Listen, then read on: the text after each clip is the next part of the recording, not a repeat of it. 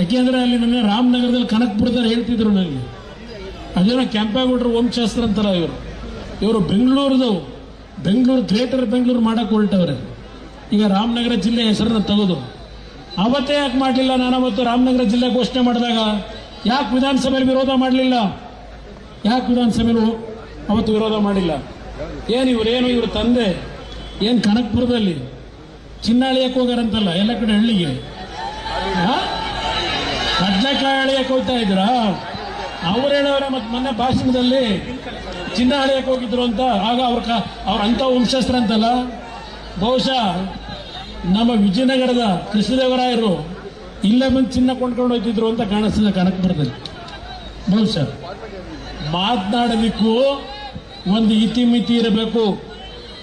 ಕನಕಪುರದ ಜನ ಹೇಳ್ತಾರೆ,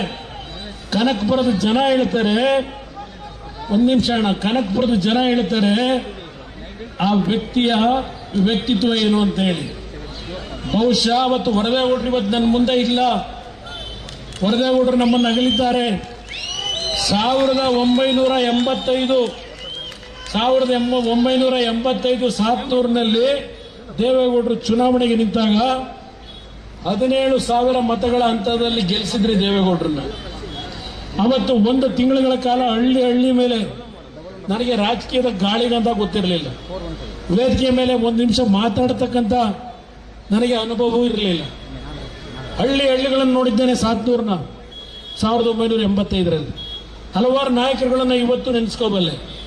ದೇವೇಗೌಡರು ಹೊಳೆನರಸೀಪುರಲ್ಲಿ 2 ಕಡೆ ಗೆದ್ದಾಗ 1985ರಲ್ಲಿ ಅಲ್ಲಿಯ ಕಾರ್ಯಕರ್ತರು ವರದೇಗೌಡರು ಇಲ್ಲ ಇವತ್ತು ಕುಮಾರಸ್ವಾಮಿಯನ್ನು ನಿಲ್ಲಿಸಿ ಚುನಾವಣೆಗೆ ಅಂತ ಹೇಳಿ ಸಾತ್ನೂರಿನಲ್ಲಿ ಅವರೇನು ಒತ್ತಡ ಹಾಕಿದ್ರು.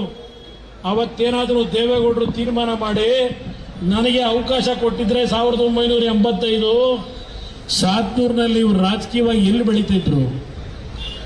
ದೇವೇಗೌಡರು ಕೃಪಾ ಕಟಾಕ್ಷವೇ ಅವತ್ತಿನ ಜನತೆಯ ಪ್ರೀತಿ ಏನು ಅನ್ನೋದನ್ನು ನೋಡಿದ್ದೆ ನಾನು. ಅಲ್ಲಿಂದ ನನ್ನ ರಾಮನಗರ ಜಿಲ್ಲೆಯ ಸಂಬಂಧ ಪ್ರಾರಂಭ ಆಗಿರೋದು. ಕೇಳ್ತಾರೆ ದೇವೇಗೌಡರು ರಾಮನಗರಕ್ಕೆ ಬರೋದಕ್ಕಿಂತ ಮುಂಚೆ ಕುಮಾರಸ್ವಾಮಿ ಏನು ಆಸ್ತಿ ಇತ್ತು ಹೇಳಬೇಕು ಅಂತ ಕೇಳ್ತಾರೆ. ಪ್ರಶ್ನೆ ಮಾಡಿದ್ದಾರೆ ನನ್ನ, ಇದೇ ನೆಲದಲ್ಲಿ ಪ್ರಶ್ನೆ ಮಾಡಿದ್ದಾರೆ ನನ್ನ ಆಸ್ತಿಯ ಬಗ್ಗೆ. ಯಾವ ಚಾಮುಂಡಿ ಬೆಟ್ಟಿಗೆ ಬರ್ತೀರೋ ಇಲ್ಲ ನಿಮ್ಮ ಅಜ್ಜಯ್ಯನ ಮುಂದೆ ಚರ್ಚೆ ಮಾಡ್ತಿರೋ? ವಿಧಾನಸೌಧಕ್ಕೆ ಕರೆದಿದ್ದೀರಿ, ಚರ್ಚೆ ಮಾಡಿದ್ದೇನೆ. ಏನು ವರಿ ಮಾಡಬೇಡಿ, ಎಲ್ಲದಕ್ಕೂ ತಯಾರಾಗಿರ್ತಕ್ಕಂಥವ್ನು ನಾನು. ನನ್ನ ರಾಜಕೀಯ ಜೀವನಕ್ಕಿಂತ ಮುಂಚೆ ನಾನು ನ್ಯಾಷನಲ್ ಕಾಲೇಜಿನಲ್ಲಿ ಜಯನಗರದಲ್ಲಿ ಓದಬೇಕಾದ್ರೆ 3 ಕ್ಷೇತ್ರಗಳಲ್ಲಿ ಬೆಂಗಳೂರು ನಗರದ ವಾರ್ಡ್ಗಳು, ಸುಧಾಮನಗರ, ವಿಲ್ಸನ್ ಗಾರ್ಡನ್ ಎಲ್ಲ ನಮ್ಮ ಅಶೋಕ್ ಅವರಿಗೆ ಗೊತ್ತು, ಅಶ್ವತ್ಥನಾರಾಯಣ ಅವರಿಗೆಲ್ಲ ಗೊತ್ತಿದೆ. ಅಲ್ಲಿ 3 ಲಾರಿ ಇಟ್ಕೊಂಡು ಕಸ ತೆಗಿತಕ್ಕಂಥ ಕೆಲಸ ಮಾಡಿದ್ದು ಸತ್ಯ. ನಾನು ನೇರವಾಗಿ ಹೇಳ್ತೀನಿ, ದುಡಿಮೆ ಮಾಡಿದ್ದೇನೆ. ಸ್ವಂತ ಬೆವರು ಸುರಿಸಿ ದುಡಿಮೆ ಮಾಡಬೇಕು. ನಿಂತರ ನಾನು ಹೇಳ್ತೀನಿ, ಕನಕಪುರದ ಜನತೆಯನ್ನ ಎಷ್ಟು ದಲಿತ ಕುಟುಂಬಗಳನ್ನ ಹಾಳು ಮಾಡಿದ್ರಿ, ಎಷ್ಟು ದಲಿತ ಕುಟುಂಬಗಳನ್ನು ಹಾಳು ಮಾಡಿದ್ದೀರಿ. ಕನಕಪುರದಲ್ಲಿ ಯಾವ್ಯಾವ ಹಳ್ಳಿಗಳ ಪರಿಸ್ಥಿತಿಗಳನ್ನು ಏನು ಮಾಡಿದ್ರಿ, ಹಳ್ಳಿಯ ಹೆಣ್ಣು ಮಕ್ಕಳು ಯಾವ ರೀತಿ ಕಣ್ಣಲ್ಲಿ ನೀರು ಹಾಕಿದ್ದಾರೆ, ಇದೆಲ್ಲವನ್ನ ಗಮನಿಸಿದ್ದೇನೆ.